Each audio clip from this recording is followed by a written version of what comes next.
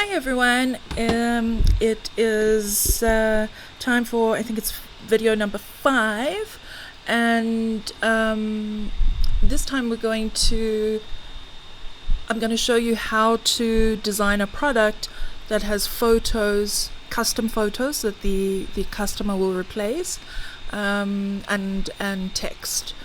So let us get started. So I'm already logged in, so I'm going to go to my saved designs. Alright, so there we have the wedding invitation. So we're going to open that one, and we're going to go personalize it again, scroll down, go to the edit using design tool. And alright, so what we want to do now is add a photo. So I already did the recap of how to do the text and QR codes last time, so we're just going to go straight to adding a photo. So in this case I'm going to add a photo to the back of the card. So in the left here where the layers are, I click on back. The other way to do it is, if you see just to the left of the canvas here, you've got front and back. So either way, you just click the back. And so now what we're going to do is we're going to go my albums. Sorry, what am I uploading? Okay, so I'm just going to sorry, just to make sure everyone is still with me. So we're going to go to uploads, then open full image browser, and then we're going to my albums. And if you don't already have an album, this is the way I sort my albums. Is I have a photos folder, and then within that folder I have other folders for couples, family, wedding, etc. So it's easy to just find a sample picture. Okay, so now I need a photo of a couple. So last time I mentioned unsplash.com, where you can get really nice free photos. So I'm going to type here couple beach, a couple at the beach, like I did last time. Sorry, there's my previous search, and we want to go to license and change it to free, so that we can just see the free photos. And you can scroll through and see if you can find a photo that really looks nice. I did mention last time that the photos are critical. Like for example, this photo here, not a great option. It just doesn't look like it's been taken by a professional photographer. Whereas this one obviously, very obviously has. So you can kind of scroll through them, and you can see the more sort of amateurish ones, or ones that just don't look great. Like this one here, if we compare that to the one that was right at the top, this one looks much better. In fact, I'm going to download that one.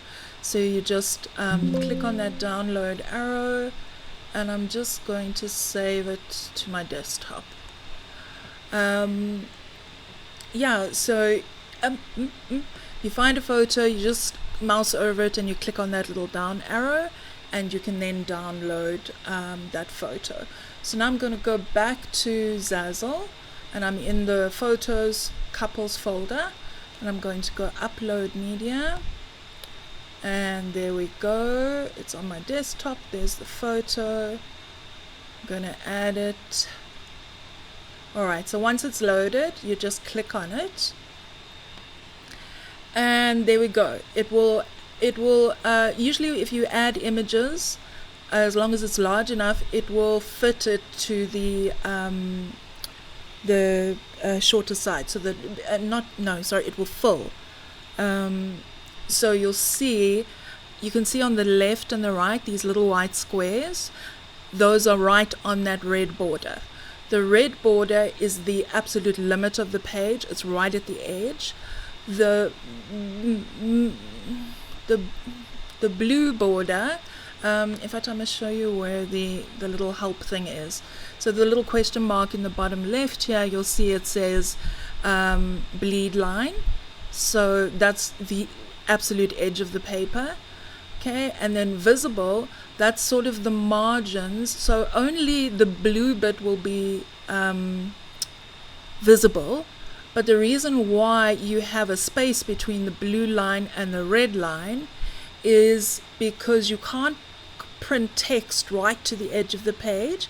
But if you want a photo that you want to make sure it covers the entire page, it needs to stretch out to the red border, which is the bleed line. So you won't see the bit between the blue and the red, but the reason why it's there is so that you don't want, if there's, if anything's just a slight millimeter off, you don't want blank bits down the side of your page. So that's why the photo needs to extend. If you want it to fill the page, it needs to extend all the way to the red outlines. So you can see on the left and the right, you've got these little white squares, and that's telling you it's on the bleed line. Okay. Sorry, I didn't explain the green area, which is the safe area. So if you want text to be seen, etc., you need to make sure it stays within the green line. Yes, the area between the green line and the blue line will print, but once again, if you've got text that's all the way up to that blue line, it might not necessarily come out the way you want it. So that's why you need to keep all of your text within that green dotted line. Okay, all right, so yes, sorry, I keep saying the left and the right, that's on the red line, but you can see the top. You can't actually see the dotted line that is shows you the boundaries of the photo. So you can't see that, which means it goes much further up. So if I just move it down, you see there, but it will center a line. So you see that blue line down the middle and across the center. Those are that tells you that it's perfectly centered now, the photo. If you want to manually center it, you see there's a line tool at the top. You just click on that and select center, and then select middle. So then it will center it perfectly to the artboard. You can see that selected. We'll cover what the difference is between the selection and artboard when we get to the lesson, which should be the next lesson, where we look at incorporating graphics into your designs. Okay, so the photo. So what we want to do, because if we leave it like this, when a customer uploads, because the customer is going to replace this photo with their own one.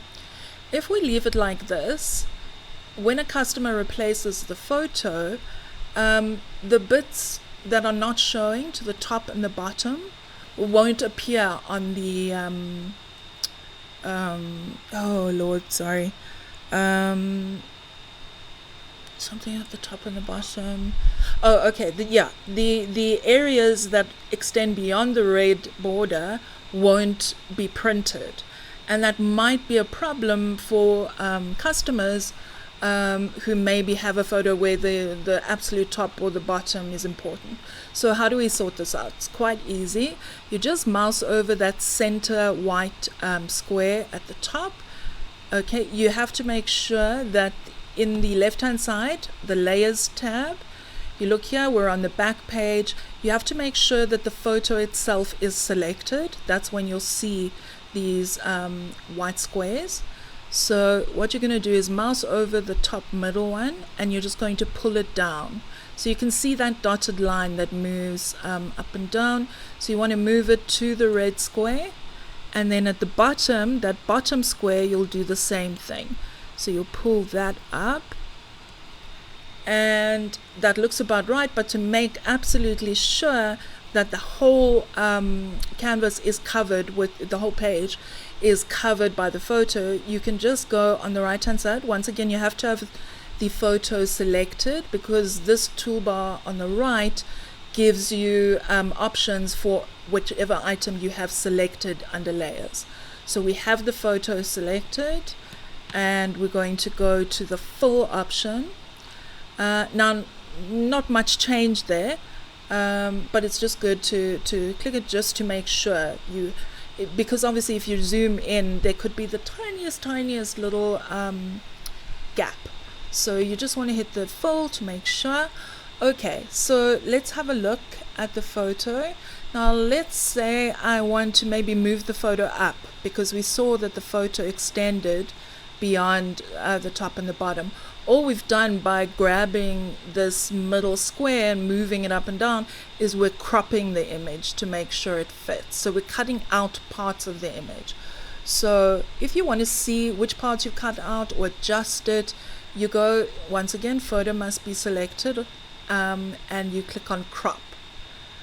And what you'll see now is you can see the white squares, which show you where the original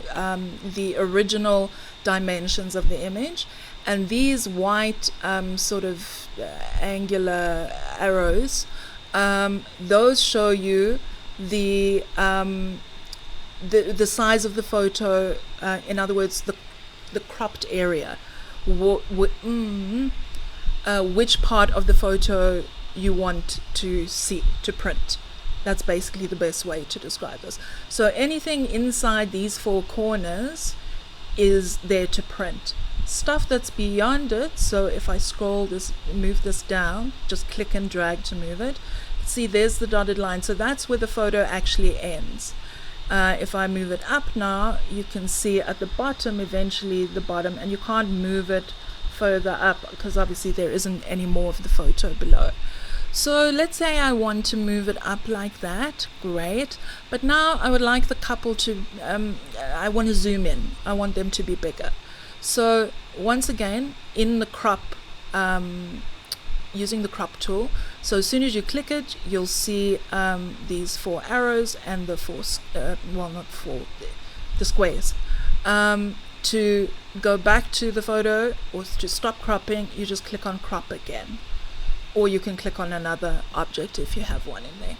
Okay, so what we want to do now is make the photo bigger.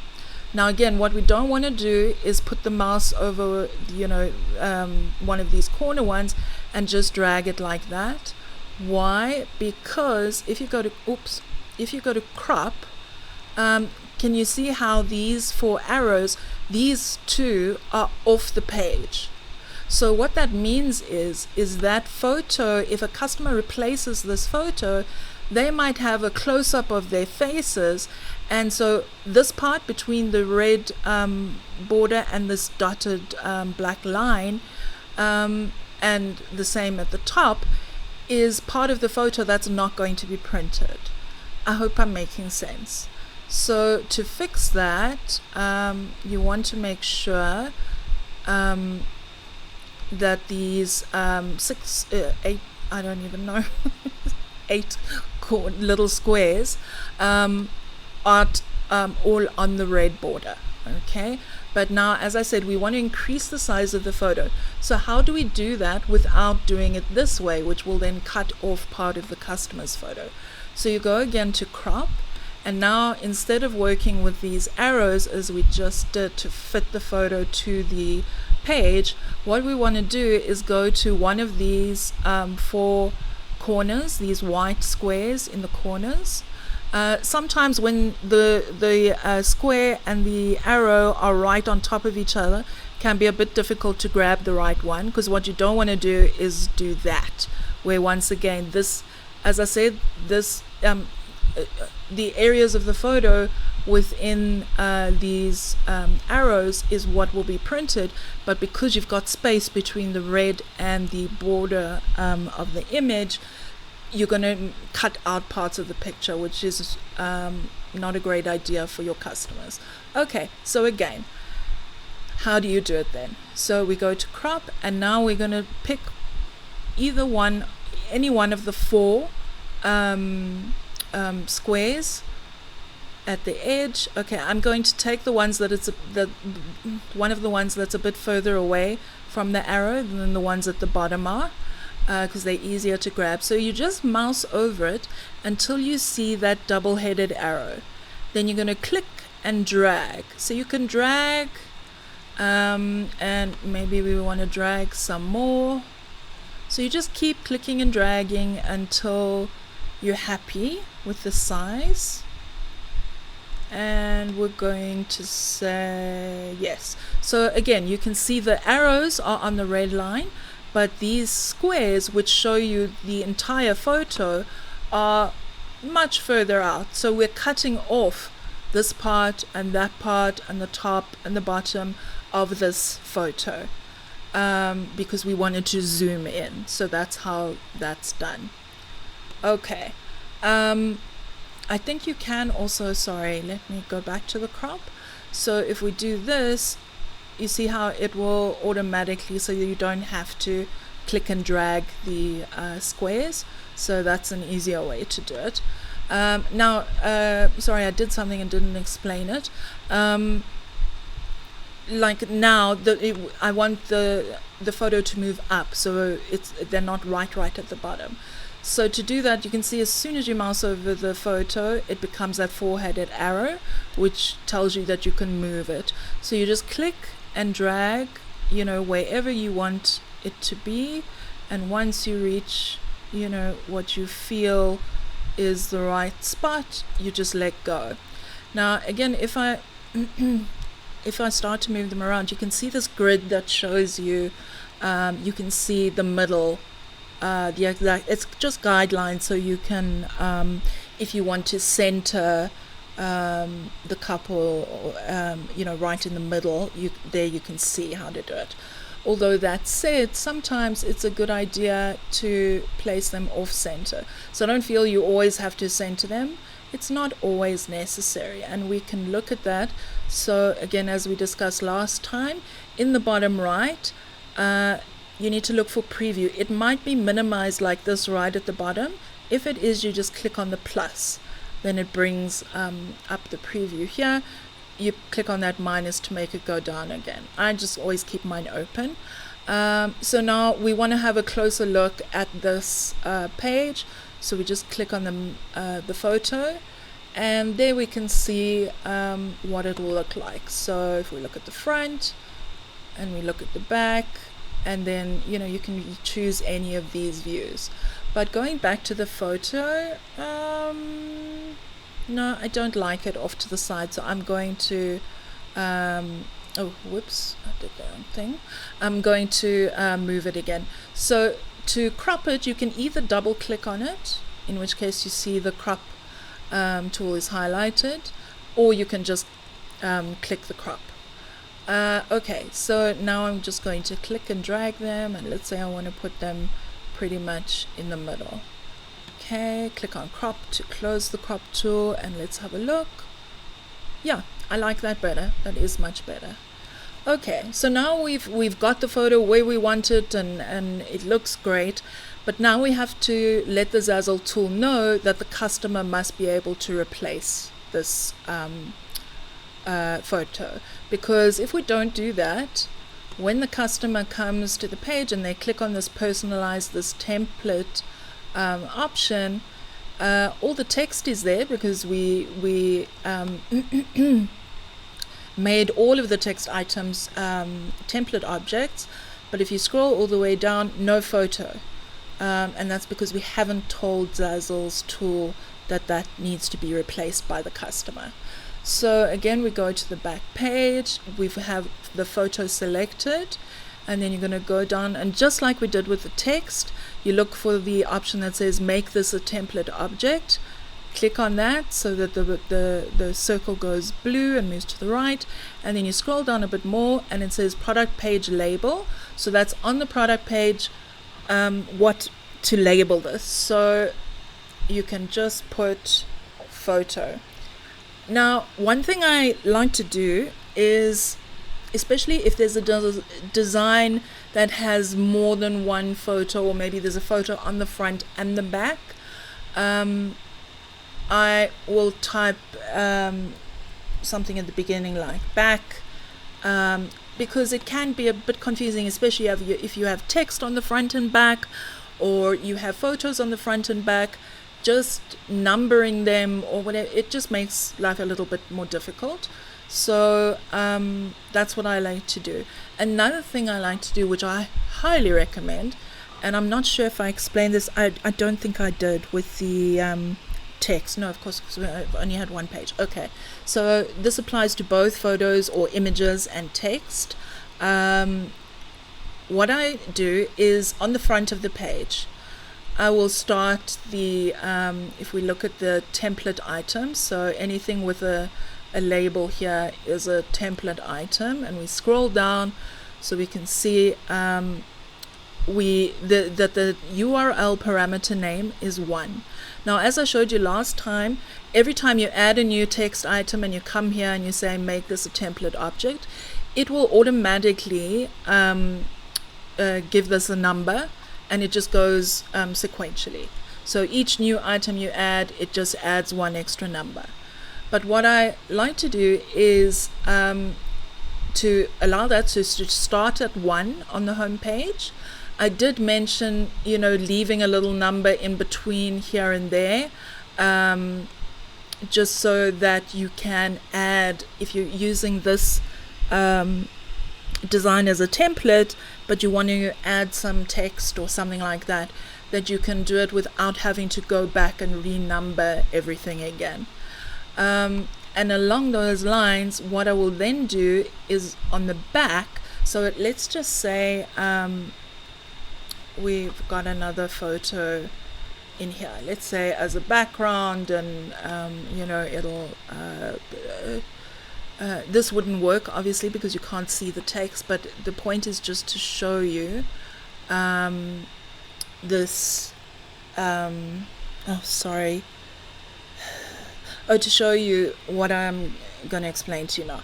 Okay, so this is the front photo, okay, and it's image 1. Now if we go to the back, this will also say front photo image 1, because we have to, it's the same photo. So basically if I change the photo here, this one will also change because they both have the same URL parameter name. They're both image 1. So I need to change that because I want a different photo on the back, but in that case I need to come here, and what I did originally was then I would change this to image 2.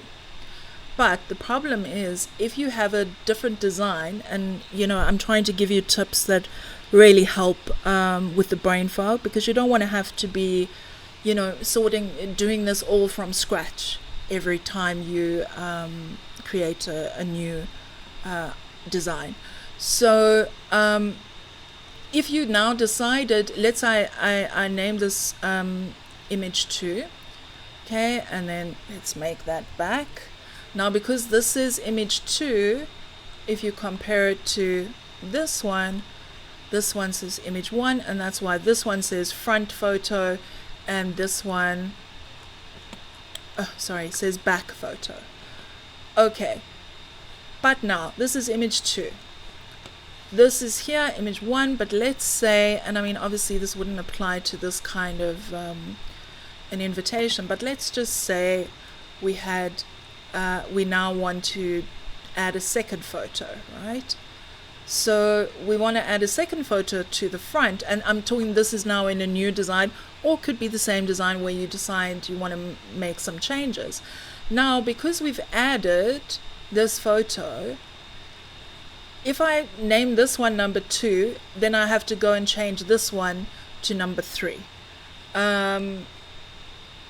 It doesn't matter if you have an image that is, if this one is number 3 and this one is number 5, it doesn't matter. It will just go in sequence.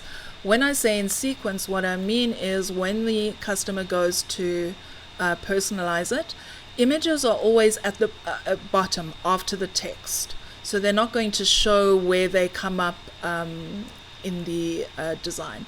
So you're just going to scroll down, and right at the bottom you'll see it says front photo and back photo, and then the customer clicks on replace, and they can then replace the image. But these are going to be listed in chronological, in numerical order. I can't talk. So understand that the order that appears here is based on whether it's image 1, 2, 3. It will go in order.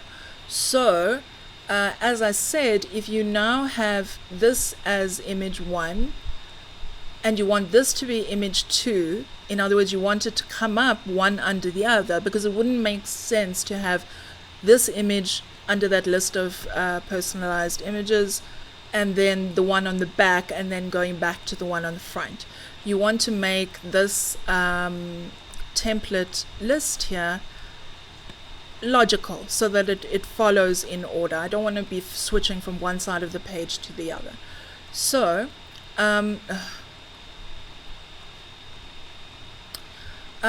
so to save you from having to now go back and now go to there and renumber this, change this to a 3, what I do is instead I say everything on the front starts with 1. So this will be image 1, that's image 2. I might actually even focus. I might leave a number or 2 in between, just in case I at some point want to add an image, here to the right of the top one. Then I want that to go number 1, number 2, top to bottom, left to right, so it makes sense. So basically what I'm saying to you is just try and eliminate the need to keep track of numbers and renumber and all the rest of it. So the front page or the side one, whatever, the first page, everything starts with the 1. Images, image 1, and text starts with text 1. Then what I do is when I go to the back or the next page, I start at 10. So instead of this being image 3, I make it image 10. Okay, and I just need to give it a second to make sure it saves it, because sometimes it doesn't. So now this is back photo. So what this means, by numbering this number 10, if when I reuse this design as a template for a new design, or if I want to change the design while I'm working with it, and I decide I want to add 3 extra photos on here, I don't have to worry about, now I've got to go change this one, and then, you don't have to do that. So that, I must say, has made my life so much easier, and I just wish it had occurred to me sooner. Yes, so that's something I highly recommend. The same with text, if you wanted to add some text, okay, and I want to make this editable, so I go down on the right, click on make this a template object, and what it's done is it's made this a 13, which means the text on the front, I'm just going to delete these photos now. The text on the front, we've got 1, I'm just checking the numbers, so we've got text 1, text 2, text 3, text 4, text 6, text 7. So, if you remember last time we discussed leaving a number, so text 4 to text 6, so that if I have to add a text 5 in between, there's space without having to renumber everything. But we said text 6 and text 7 because date and time will always go one after the other. You're not going to put any text between those two. Then so that's text 7. We left a space, no, we didn't. I see, because we're running out of numbers. Okay, text 8, text okay, so text 10, this will be 12, and that's the QR code link. All right, so what I like to do is start at the bottom and count up how many elements are there. So there's the QR code, then 1, 2, 3, 4, 5, 6, 7, 8, 9, 10. Okay, so in order to make my numbering system work, what I can either do is just leave these numbers as they are, because we've left spaces in between. So it goes up to, well, text 12, and the QR code is a separate thing. So if we go onto the back, I can always start this at 20 instead of 10. So I can make that 20. The number itself doesn't matter. It's just about where it falls in the sequence. So as long as, you know, this number is lower than this number, which is lower than that number, they will appear in this order. So the fact that you could go from, this is text 12, to this one could be text 58, and it won't make any difference because the customer doesn't see these numbers. So all it means is in this list, you can see there's the final one. So that comes right at the bottom, which is where it should be. What I will also do, keep doing this, sorry, is, oh gosh, no, I've forgotten, sorry, give me a second. Oh yes, okay. Okay, so we're on the front here. Let's click layers in the left. And what I like to do, so you can just check the list of layers here at your labels, so you can see host, name 1, name 2, joyfully invite, etc. These are the labels I've given these. So we can see everything has the label. But we can also see it doesn't say front or back. So because I've now added text to the back, it kind of is important and does help the customer if you let them know, okay, this field is is for the front. So that's why I add the front in the front. And then I will just copy that. Obviously, once you've done this once and you use the same design over and over, you won't have to do all of this again, which is why it's really helpful.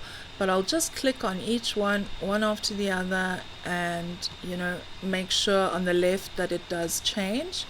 So just adding that at the front, adding at the front. So obviously, if you are designing a product from scratch, you can just remember to do this when you start so that you don't have to go back like I'm doing now. But this only really applies if you have a product where there is a front and a back, and you have text or images on both sides, so that when the customer is customizing it, it's just easy to follow where they are, what they're, which photo am I changing. Okay, so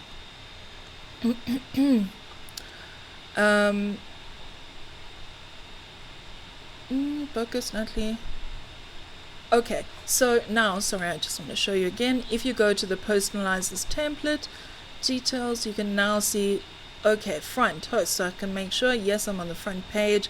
This is where all of this text goes. And then if they keep scrolling down, oh, I didn't add it to the text. But anyway, now it says back photo. You know, as I said earlier, it's not necessary in the case of this design to specify back and front, because there's only text on the front. So all of this text can only be on the front, and there's only one photo on the back. So all of, this photo can only be the one on the back. So you could have it the way we had it, where it's just photo and, you know, QR code, link, reception. So you're not specifying front or back. I didn't do it with the text there, but we're going to remove that anyway. So I keep doing this. Focus. Sorry, give me a second. Oh yes, okay. So we said that you don't have to, and sometimes it's important not to, because, for example, a poster doesn't get printed on the front and the back, so it just looks a little weird if the customer is seeing front when there is no back of the product. Look, it's a, I guess it's a pedantic thing.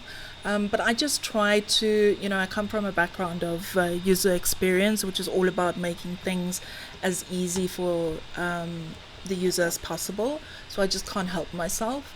But yeah, just trying to make it easy, because not everyone who comes and shops on Zazzle has done it before, or knows how it works. So if you can simplify the process as much as possible, it really makes a big difference. So now we have our photo. We just want to check.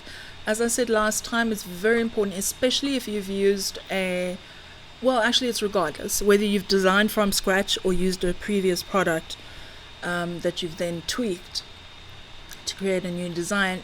It's very important you should check this, because there have been times where I didn't do it, especially early on, and then months later, or whatever it is, I come back to the product because maybe I want to use it as a template or something, and then all of a sudden I notice, oh my gosh, this label isn't right, the order isn't right, the label isn't right. Yeah, so I really highly recommend just going through it before you publish it, just to make sure that everything's in the right order. So just check, all right, so front, is this in the right order? You're going to compare it to the design on the left there. And you remember that all images and photos that can be replaced are going to become at the bottom. So we're happy now. So this is where you would go ahead to publish it, which would be by clicking on the Select button. But we're not going to do that yet. I would like to do that in the next lesson, because I would like to just cover a few more things to do with photos. So we're not talking about images right now, graphics, because that'll be a separate discussion, and a little bit more complicated, and most likely cost is involved. But I think I might have mentioned that you can get really lovely graphics to use in baby shower invitations and kids' birthday party decorations and whatever. You can get really lovely stuff for about $1, $2, $3 on Etsy. So it is affordable. I will go into a lot of that when in the next video. What I'm going to do is go through the publishing process. As I mentioned in a post in the group, there's been a huge change in how royalties work, how all the earnings work, from the 1st of April. And the terms and conditions are very difficult. I mean, even perfectly people with perfectly functioning brains are struggling to understand how it all works. So yeah, with my severely fogged brain, I have less than no chance. I tried, but nonetheless, some very kind soul in the Zazzle community forum, which I will show to you at some point, because it's a great place to go and get ideas, tips, tricks, or help. And one of the lovely people gave us a whole explanation because basically due to the changes that Zazzle has made. You know what? I'm not going into this now. We'll discuss it in the next lesson. So in the next lesson, I would like to take you through the publishing process, and I will tell you, a little bit more about what's happened, the change, and what I have now, what that lovely soul advised, and what I've decided to follow, and we'll get into all of that in the next lesson. I would like to do the lesson about working with graphics, so not photos, but decorative graphics, the week after, because I would like those of you who are designing and have maybe a plain text or more than one plain text product, and now after this lesson you'll have at least one, hopefully, product with photos that you want to start publishing. So I'll do that next time, because I know not everyone is going to want to do designs with graphics. whether it's because of a cost thing or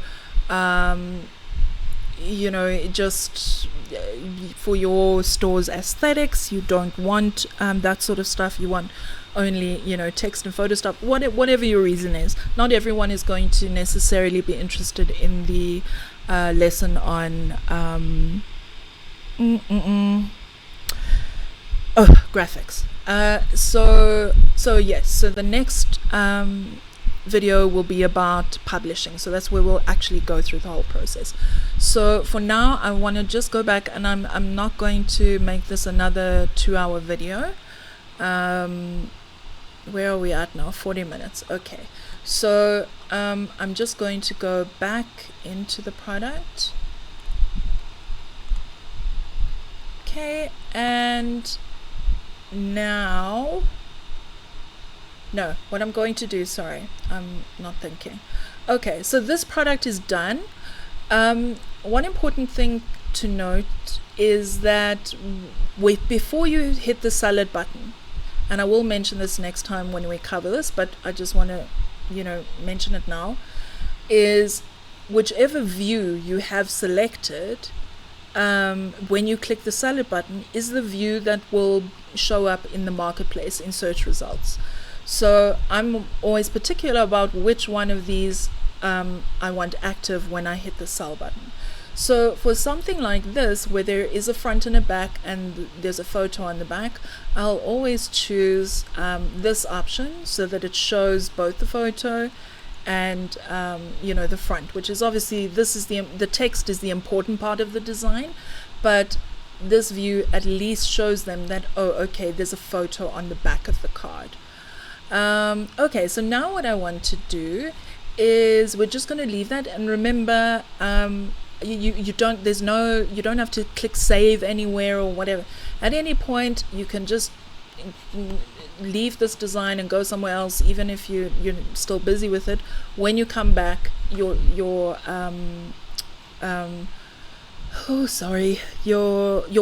changes will be saved.